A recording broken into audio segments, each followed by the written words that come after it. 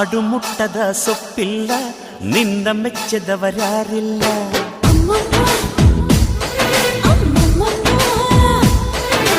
ಜೇನಿಗಿಂತ ಸಿಹಿ ಬೇರಿಲ್ಲ, ನಿನ್ನ ಮುದ್ದಿಗಿಂತ ಸಿಹಿ ಬೇಕಿಲ್ಲ.